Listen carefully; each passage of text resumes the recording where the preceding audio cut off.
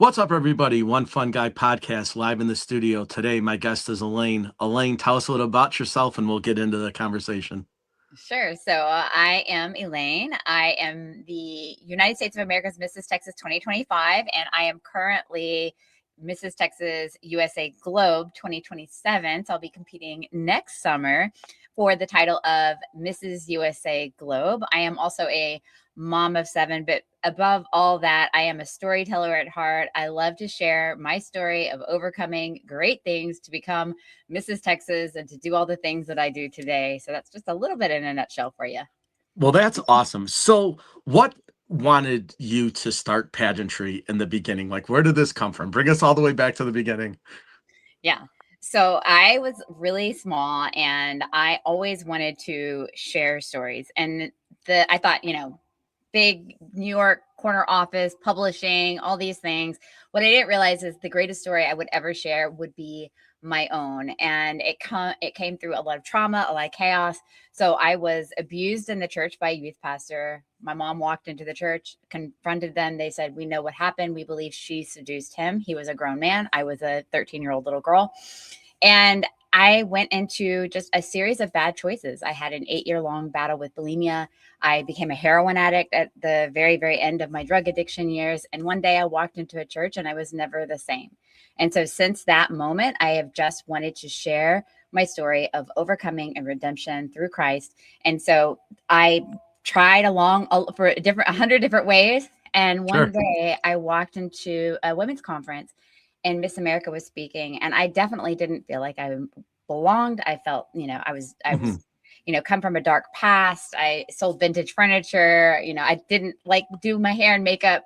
And she said one thing that really caught my attention. She said, "Put on a crown and a sash, and if you have a story to share, it'll open up doors that normally wouldn't open to you, and people will start to pay attention." And that's the moment that changed my life. And ever since then, I just endeavored to become Mrs. Texas, which I did. And now I'm trying to get a Sure. national title and so that I can continue to share my story.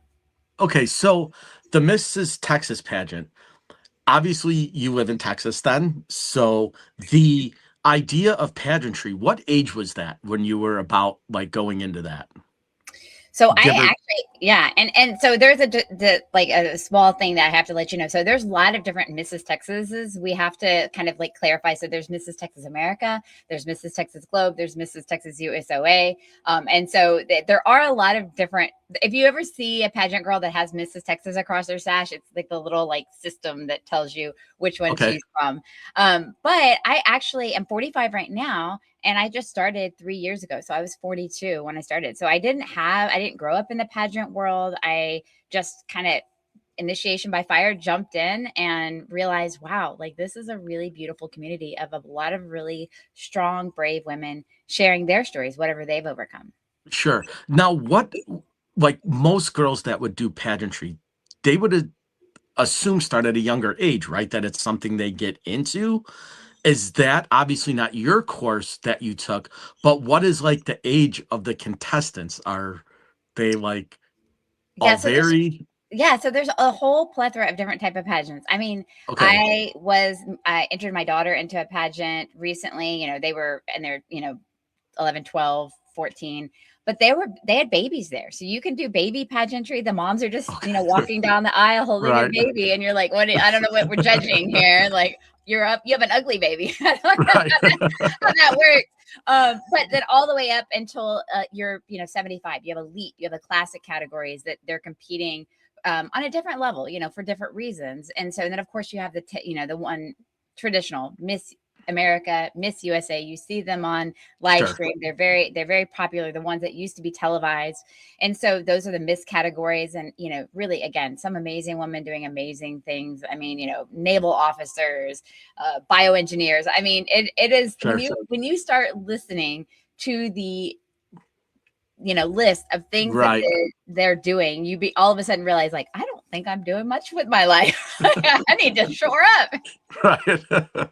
So a pageant, like, can you kind of walk us through like the first time you like enter the facility that you're in to where you actually get on stage to now where you're actually being judged? What is that process? Yeah, absolutely. Oh my goodness. Okay, so I have to start before pageant Yeah, weekend. Pageant okay, weekend is like the Super Bowl of pageantry sure. for us.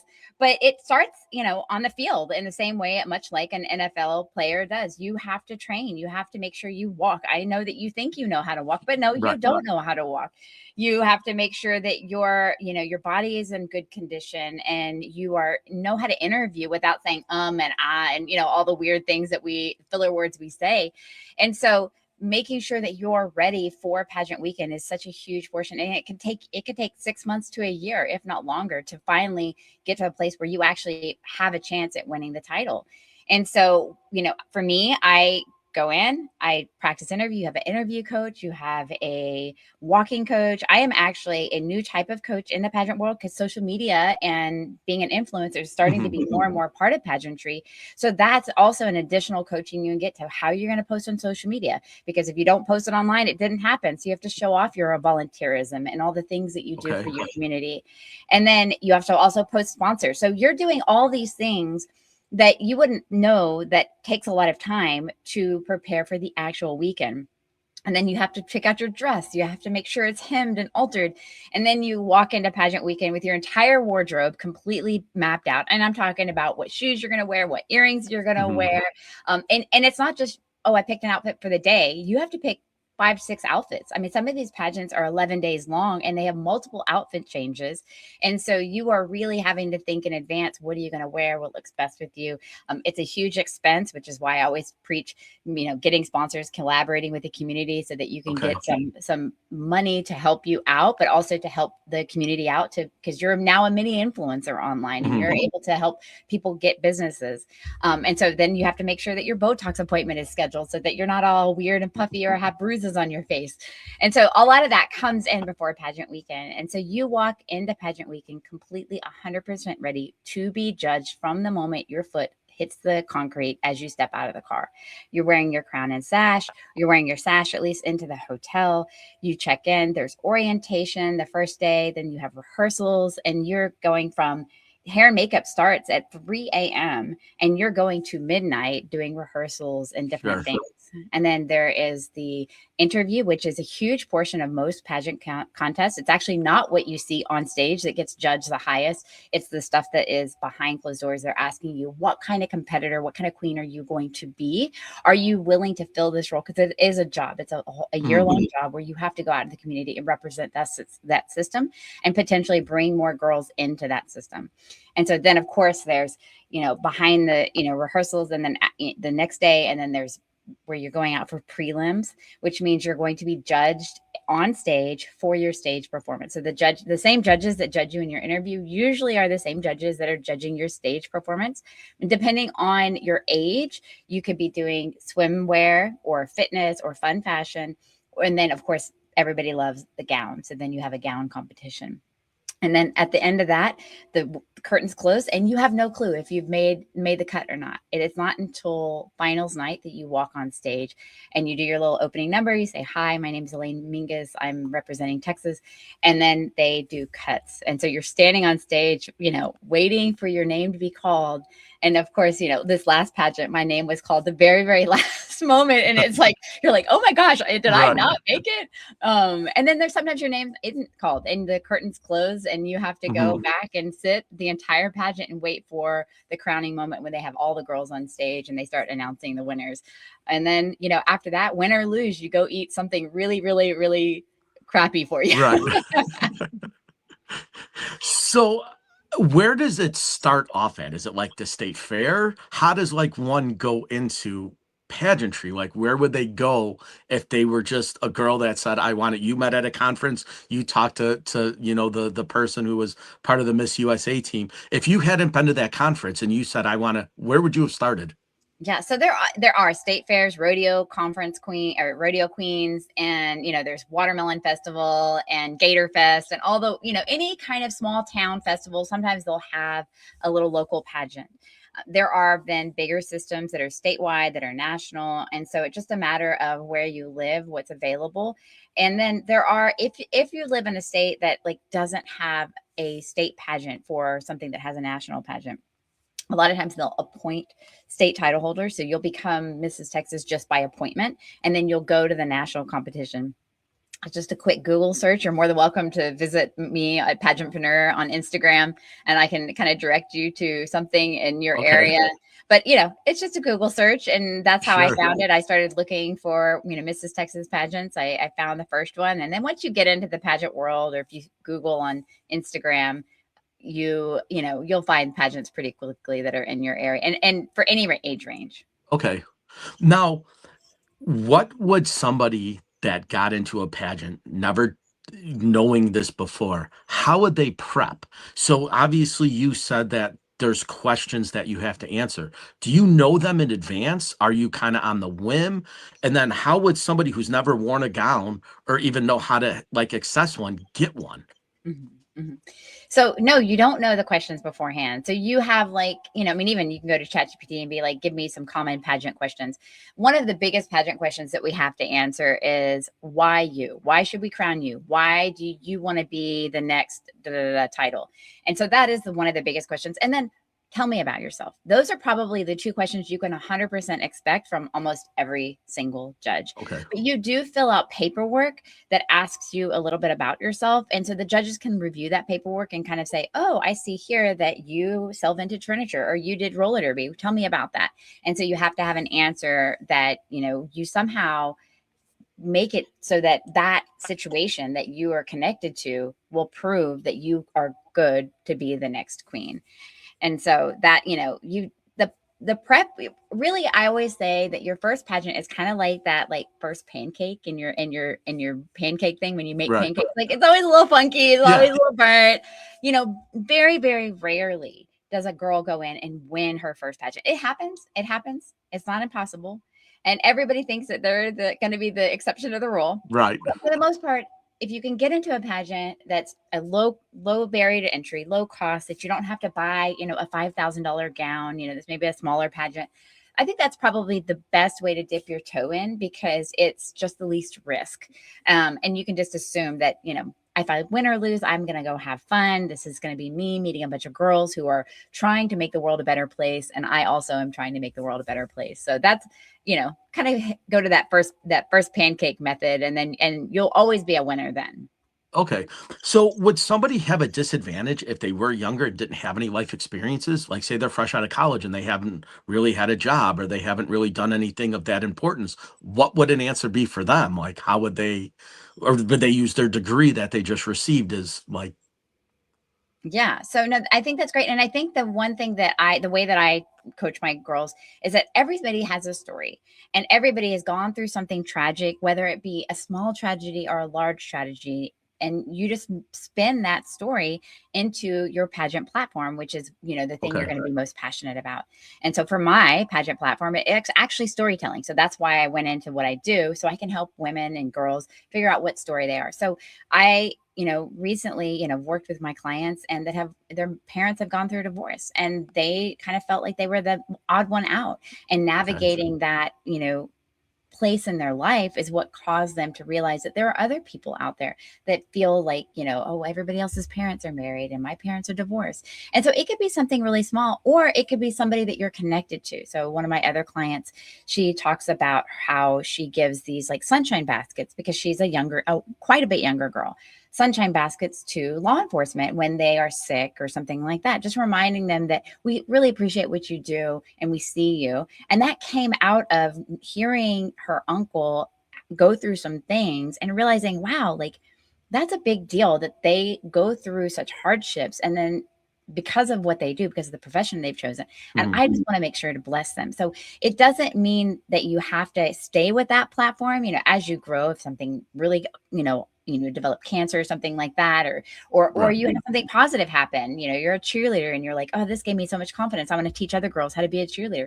You can change your platform, but at the end of the day, you want to connect it to something in your life that really, really does resonate with you. Okay. Now you get all of the pageantry stuff and you're going through the process. Can you walk us some like behind the scenes things that people might not realize? Like I know you mentioned the Botox earlier. I'm assuming makeup's probably a big one, right? Being absolutely perfect when you go out there and putting your best foot forward, what are some like behind the scenes things that people might not like recognize that you have to put in then before you even walk out on the stage? Yeah. So, one of the things I think I've always heard as a pageant girl is like you put like Vaseline on your teeth so that you're always smiling and your lips don't get caught. But I mean, there are things like that. I mean, we have butt glue to make sure that our swimsuit stays in place so we're not flashing anybody. We have, I mean, mounds of hair extension that aren't ours that, make our hair nice and bouffant and lots of curls. We, make sure we spray tan. I mean, the amount of makeup that is on our face on stage is, you wouldn't want to see us up too close. But there it's a lot that goes into it and a lot of fun. And there are some really crazy things that girls do. I think really crazy things that girls do, whether or not they're pageant girls. I mean, we do a lot of stuff for beauty. Sure. But, I think pageantry or bodybuilding or any of these other competitions, like, bodybuilding, especially like if you're in bodybuilding, like the amount of tan, even compared to pageantry, is insane. Like bodybuilders are like almost glowing orange, whereas a pageant girl, they don't, we don't glow orange like that. And so, we have to think about those things, and we have to think about, okay, are we going to be in front of a judge really close? And we have to make sure that our makeup isn't as heavy or cakey, but on stage we can, we get off looking like, if you look at too close, we look like clowns, not too bad, not too bad. If it's done well, we don't look like clowns, Sure. but it's a lot more makeup than normal girls wear in every single day of life. But yeah, when you're younger, you wear flippers. So a lot of younger girls will not have the little two front teeth. Okay. And so they'll just like pop in these things called flippers. I have never used them or seen them. I just know about them because, that's pageantry. But yeah, I mean, they're because it's more aesthetic to have all your teeth. Sure. That's for sure. Now, you mentioned about like walking and things like that. Tell us a little about the physical aspects involved in it, right? Because I'm sure there's a lot of training, like physical training, right? Like to be in shape, number one. But then number two, like what are some other things that you would have to go through that one might not think about just opposed to walking on stage? Yeah. So there's a lot of training when it comes to, your body. You have to, I mean, I have a personal trainer, 10FitX, and he is just amazing. And there are simple, like, of course you can work out on your own. There's no need, you don't have to have a trainer, but it's like the Olympics. Like if you want to be an Olympic athlete, a gold medal athlete, then you are going to have to pay a gold medal coach to get you there. Everybody needs a coach. And so, there's something that I didn't think about when I was training, because I sent him my dress and I said, this is the dress I'm going to wear. Let's make sure that we work on the parts of my body so that my dress looks good. And so the one thing that we worked on was making sure that my shoulders were a little bit broader so that my waist went down like a V, and making sure that like certain parts of my stomach were more toned because I had cutouts in my dress. And so, and I'm going to the gym. It's 2 hours a day, 5 days a week for me. And that's obviously at the level of competition that I want to be at. I don't think you have to do that. I think, going on a 30-minute walk and lifting some weights at home is totally acceptable. But, when you're really trying to compete, you want to make sure that there's no flaw in you. And so, other than that, body wise, there are just the things that you want to make sure you plan for, like, certain, fillers or certain Botox, like take certain time to settle in and to take effect. You want to make sure that your hips are loose because you might walk different. So you do these hip exercises. You want to make sure you massage and make sure your ankles are loose so that you don't trip on stage, which does happen. And there's been very many popular or viral videos of girls just like walking off the stage, like literally walking off the stage and taking a nosedive. And one of the things that I've realized as a pageant judge, because I've judged a couple pageants, is I don't ever take off if somebody is overweight or a little heavier than what's considered perfect, or if they were to have fallen. It is how they recover. It is how they present their body and how they present themselves. Because you can always tell somebody that is bigger than the average person can rock that stage way better than a little skinny mini can, because of the confidence they exude. And that's really what you're judging, is not this picture perfect presentation of physical attributes, but more so, how does the whole package come together? And are they strong enough, not only physically, but mentally and emotionally to handle the weight of a crown? Okay. So now I want to ask a little maybe controversial question, if you don't mind. Sure. So obviously I knew you were going to be on my podcast. So I kind of started deep diving a little bit into pageantry and like kind of looking at other people's videos besides yours. And a lot of things pop up, but one of them is how fair it is. Is that something that you think is like, because there are some people that will say that they were unfairly judged or that they didn't get the things that they deserved. And it kind of was like in the community, I noticed. Does that seem true? Are they like rigged or are they like predetermined or like what would make one pageant model say that it was unfair when the person who didn't win says that they should have won? I think for the most part, the people that are saying it's rigged or it's unfair lack the confidence to be strong enough person to lose well. Okay. And there is, we have a saying in pageantry, a different day, different judges, different outcome. Because, the director is allowed to tell the judges, hey, I'm looking for a, girl next door type of queen, somebody that's going to be friendly every single time she sees somebody that is going to be involved in the community. I'm not looking for somebody who is the most beautiful. Like they'll give you they're allowed to give the judges like parameters of what I'm Okay. looking for in a queen. But just like if you told me that and told you that, we may figure out that that's two different things. So our judging Correct. is going to be different. And then of course, if you have another whole nother set of judges, they may that, algorithm of how they judge is different every single time. And, Okay. and so no, most pageants, there are some pageants that I'm sure have unfair things that happen. Most pageants, I do not believe are rigged. I think the directors are really trying their best to create a opportunity for all the girls. That said, it is obvious the more practice you have, the more you've done this, the more likely you're going to win. And so you'll see girls win over and over again. And, you'll have really, either uninformed or just angry girls that Okay. aren't winning because they're like, oh, well, she just always wins because she knows everybody in the pageant industry. Well, no, she has put in the work and she's proven herself time and time again to be the queen that's worth crowning. And, I think that it's so easy to go into that kind of negative mindset and make excuses. But at the end of the day, the only person you can change is yourself. And so Okay. going, whatever the outcome, I'm just going to have to improve on my pageant journey for the next one and just keep getting out there because eventually you'll win. Okay. Now, the person who wins, you mentioned earlier, goes on to represent the community and they do that. What happens to like the first runner, second runner, third runners up? Are they allowed to do other things as well? Or does this just end? Or do they maybe have somebody come and say, listen, you did great, do this instead? What happens to the first loser then? Yeah. So, it depends on the pageant system. So when there's the America system, which they've actually created an entire another pageant for the first runners up. It's called American. And it actually has become explosive because when Miss America goes and runs, or sorry, Mrs. Texas America. My friend Katie Locksterman is Mrs. Texas America. She will go and compete in Las Vegas as Mrs. Texas America. But there's Okay. another girl who was the first runner up.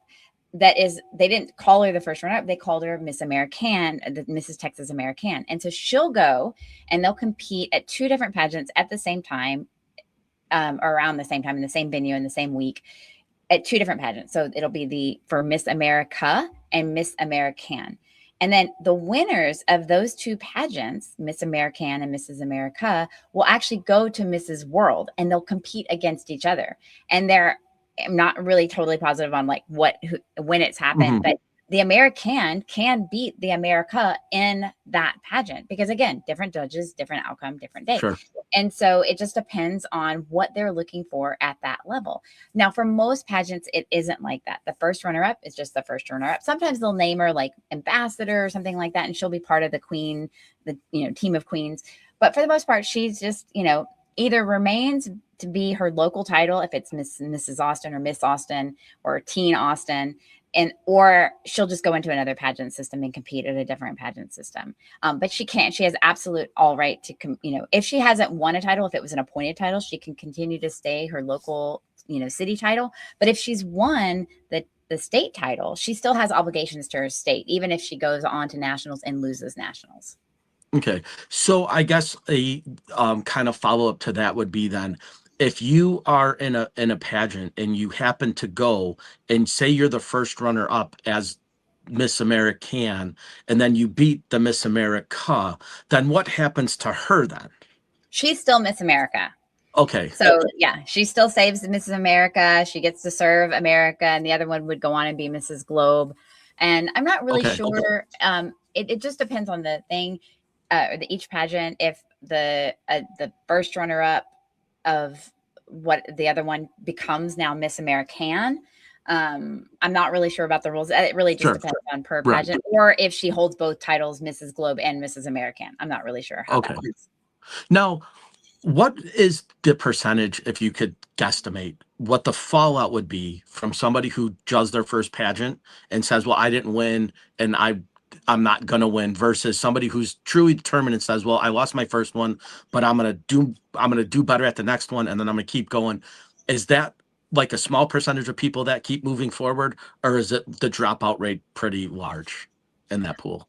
I think in general, once you get the pageant bug, once you've done it once, every single time I will hear a girl say, I've retired. I'm hanging at my heels. I'm never going to do this again. They can always come back. Don't lie. Once you get the bug, it is because at the end of the day, you realize even after losing, as horrible and hard as that is, and it is hard, especially when you lose your first pageant, because you're always convinced that you're going to win. Mm-hmm. Is that you realize it's actually a race against yourself. And the reason I love pageantry is not just because I love pageantry and the women in pageantry. I love what pageantry does inside of me. It has changed me to be a more kind individual or more humanitarian. I go out in my community more. I think about things like, when you're behind closed doors and you're thinking, I'm going to do this thing. And you go, wait, that's not what a queen does. A queen doesn't do that. And so it really does change who you are inside and out. And so I love that journey. I love the competition part. I love wearing the sparkles. I love putting on the lashes. And, like the Miss America that I convinced me was, it really does bring you out of a place of not being seen into notoriety, even if you haven't even won. And so when I go into my coaching, I talk about I've been on hundreds of appearances, hundreds of stages, gotten millions of views. I've gotten over $90,000 in sponsorships, not prize package. I'm talking about just sponsorships from Botox and trainers and stuff like that, with or without a win. So I don't even have to win to get those elements that push me out into the public, that really help me advance my agenda, which is, sharing your story and making sure other people know how to share theirs in a way that helps the people behind the screen or in the audience really understand that they too can have hope. Okay. Now, somebody that's in the pageant and say they didn't do so well after the pageant, do the judges or other pageant members say, listen, if you would have done this instead of this, do they get the coaching after, so that somebody might say, listen, at your next one, you should have done it this way or try to do it this way. It might phase you better. Or does everyone kind of just keep quiet and not give trade secrets away? So there really isn't this trade secrets. It depends on the pageant itself. If they release the judges' scores, pageant etiquette is that after the pageant, you are not supposed to go and talk to the judge, because it's the reason why they judge is so that they can judge fairly. And there's going to be emotions after a pageant. And so you want to sit on those emotions. You want to process those. And it's not really fair to the judges, who most of the time are doing it as a volunteer opportunity, to receive suddenly, 40 girls saying, why didn't you pick me? And so pageant etiquette says, don't go up to the judges. Don't talk to them. Don't contact them on social media. What you really want to go back is and go over what you did in your head, share it with your coach, and just keep saying, you know what, I could have done better here. Let's shore up here. And the coach watches it usually, in either a live stream, or they're there and they can say, well, your stage was this. We need to work on this. We need to work on this.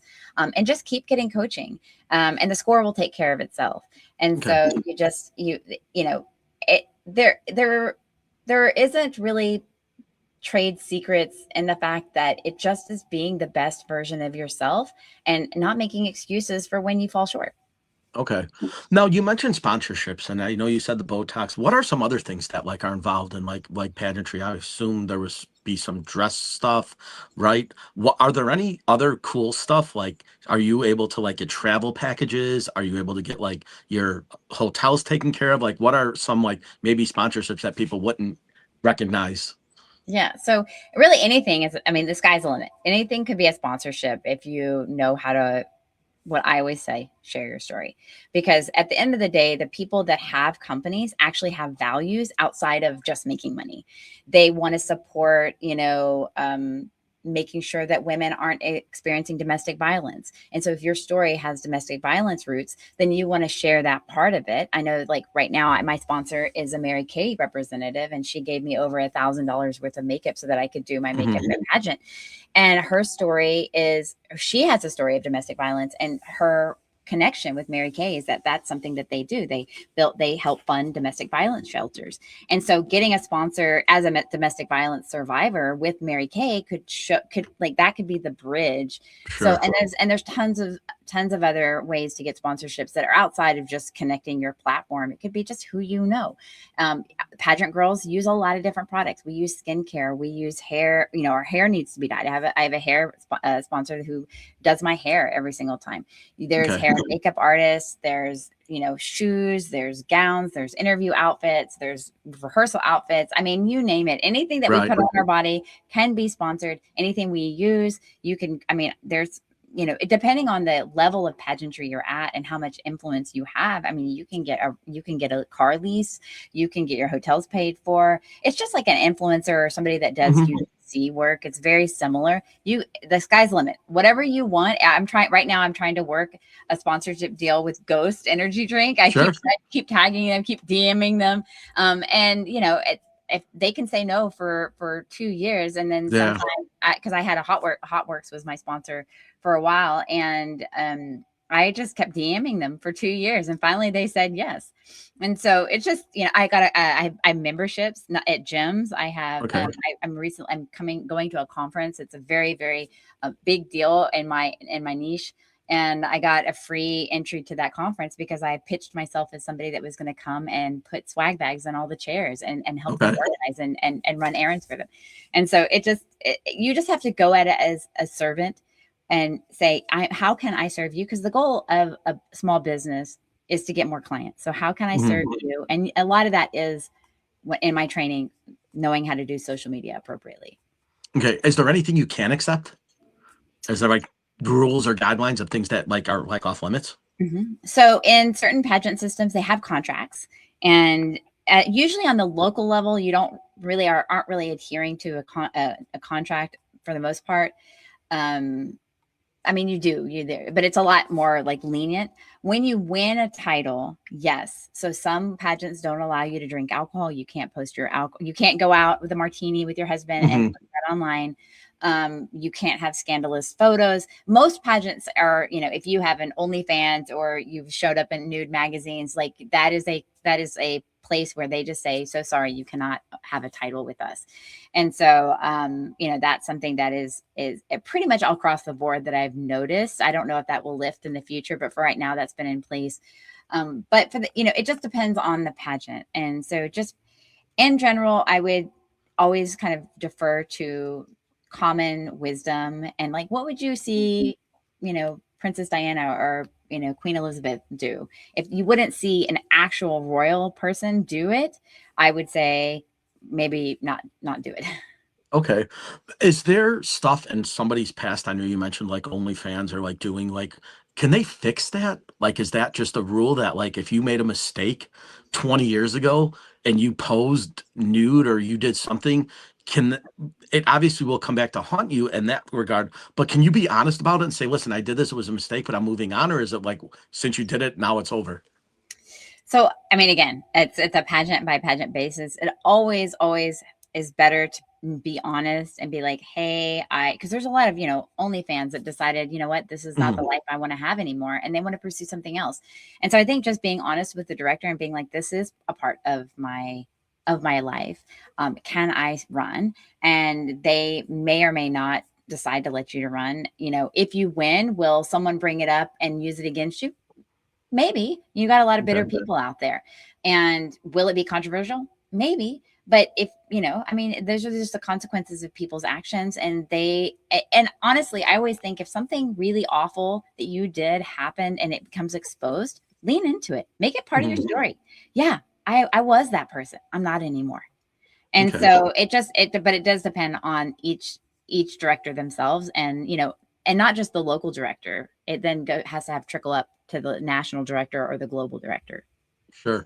Now, somebody who's watching this that might not be familiar with pageants or modeling or anything in general, what are like some common misconceptions that you would like try to fix if you would have somebody watching say, well, I know it's this and they don't. What are some things that would come across, your mind that you could think of?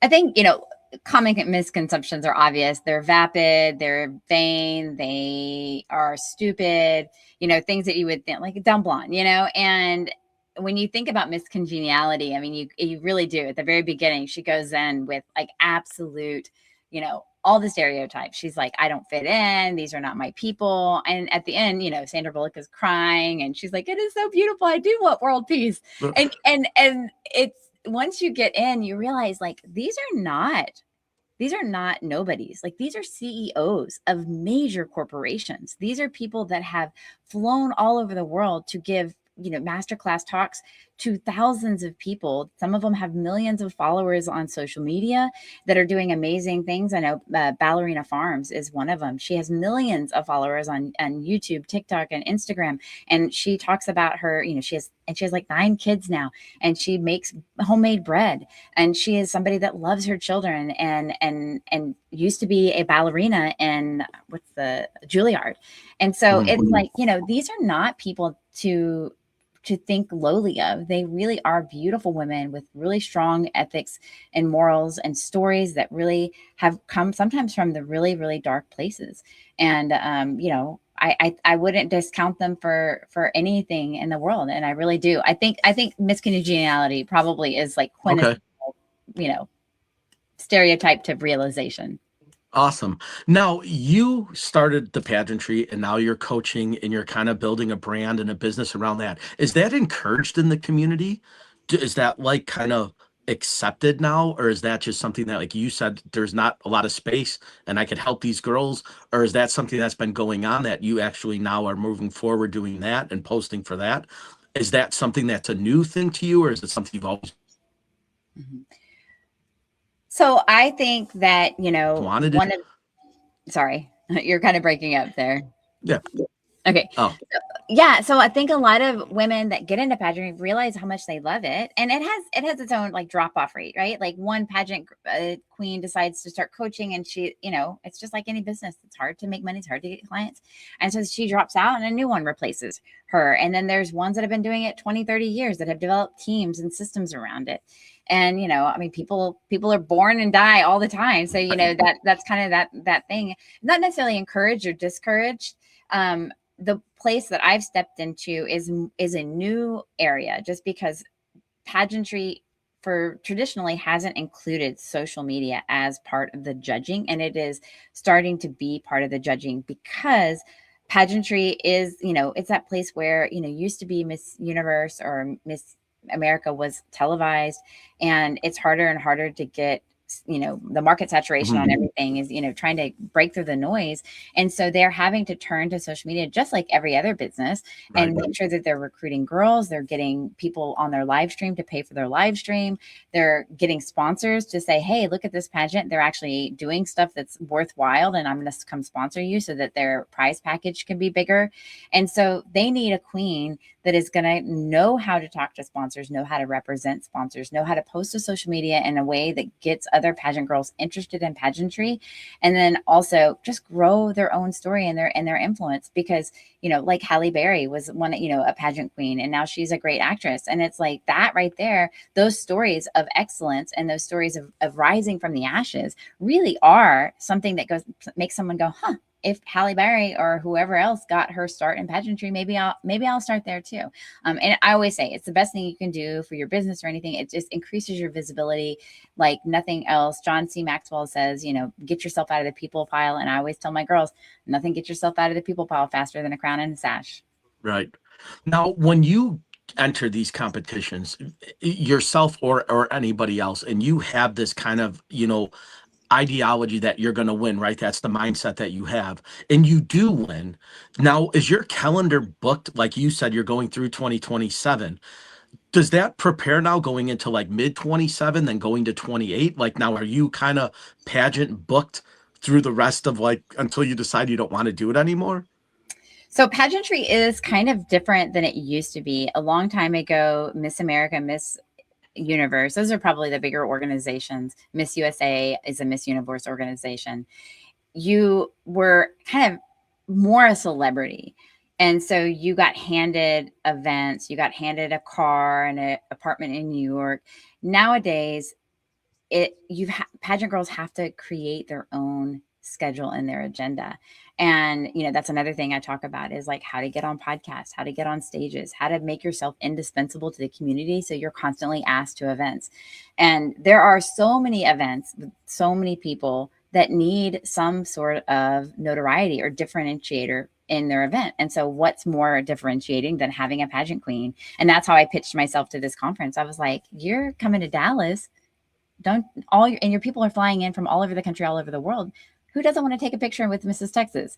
And it's not because I'm so awesome. It's just it's a novelty. I mean, when I walk into a place with my crown and my sash and somebody's, in Austin is a foreigner and they're from Sweden, they're like, Mrs. Texas, I need to take a photo. They don't care what I look like. Right. They're caring about the crown and the sash. They just think it's really cool.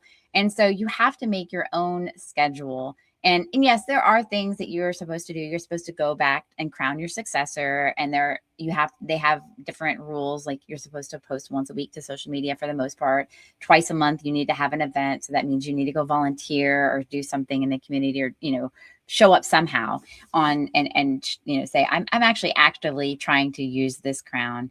And so, but it's not like suddenly your calendar's all booked up. I wish it was. Okay. But really the level of the pageant. So the more well-funded, the more organized a pageant is, the more they are going to have opportunities for you, like going to New York Fashion Week or going to Disney. Some of those things are included in the prize package. But in general, you're doing a lot of your own booking yourself. Okay. Does it interact with the sports world at all or other things that are involved with it? Are they like wanting you to come into things? Are you invited to that kind of stuff? Is that? Yeah, especially if you sing, because every single baseball game, every single whatever needs the national anthem sings. Okay. So they always love it when a pageant queen. I don't sing. So no, I have not been asked. I have not been asked to go sing at any kind of baseball, but I mean, even local high school or college baseball games, they sing the national anthem. And so there's so many ways that you can integrate yourself in the sporting community. There are so many women that have husbands that were in the NFL or are still in some, the National Hockey League or something like that. One of the first runner-ups to this last pageant I was at, her husband is a NASCAR driver. And so, I think in general, birds of a feather flock together. There's a lot of women that are high achieving, that are probably married to high achieving men. Not all of us, but a lot of us. So definitely a lot of interaction in the sports world. Now, when you do the pageant stuff as being, more local in Texas than versus going to like New York or California or where else, is your family allowed to travel with you or is it just you? Yeah. So when I am going into, I'll be going to California next summer for this pageant, I have part of the entry fee to this pageant includes a hotel with another pageant girl. So my family can't stay obviously in that hotel. They would have to travel at their own expense and stay in a hotel at their own expense. But of course, they absolutely want more people to come because they're selling tickets at the door. There's you can send your favorite contestant flowers. You can buy all sorts of. They want you to spend as much money towards the Sure. pageant and the pageant that you absolutely can. I mean, pageantry at the end of the day is a business, and that's what I always say is once you realize pageantry is a business, you'll be way more successful at pageants. Sure. Now, as we start to wrap this up, where could we find you? Like, can you give us some places, and then I'll tag it in the description and the comments on the YouTube. But where could people find you at? So the best place to find me is on Instagram at pageantpreneur, which is the combining of the word pageant and entrepreneur. And then you can go to pageantpreneur.com. Okay, awesome. And then I know we talked earlier a little bit about the church stuff and that. Would you be willing to come back on and we can kind of leave the pageantry stuff to the past and then maybe talk more about that? And then you can actually tell us your story of how that transpired you to doing what you do in the pageants. Because I know we focused this whole podcast was just basically on the pageant stuff, but I think there's a much deeper story there and adversity that you dealt with and then came through as a successful person and were able to openly talk about that. Would that be something you'd want to come back on and discuss that aspect of your life going pre-pageant? And Yeah, absolutely 100%. I love both parts of it. So both okay, all of the stories are wonderful for me. excellent. So let's do that then. We'll wrap it up here. You've been an amazing guest. I wish you all the best in the pageantry. When things start to settle down, maybe in a few months, I'll have you back on and we can talk about that kind of aspect of it, because that's an important message for a lot of kids that have dealt with abuse, especially in the church system, and not knowing where to go and how to deal with that. And then the family dynamic of all of it, where who believes who and the stories that kind of. So I would love to hear about that more. Obviously, we don't have time today to do that, but that is very intriguing and needs to be told if you wouldn't mind coming back and telling us. 100%. Awesome. Well, thanks, Elaine. I appreciate it. We'll wish you all the best. I'll let everybody know where you're at in the comments and the descriptions, and then I'll tag you and everything else when this video comes up. And then once again, everybody, thank you for being a part of the One Fun Guy podcast, and we'll see you on the next one.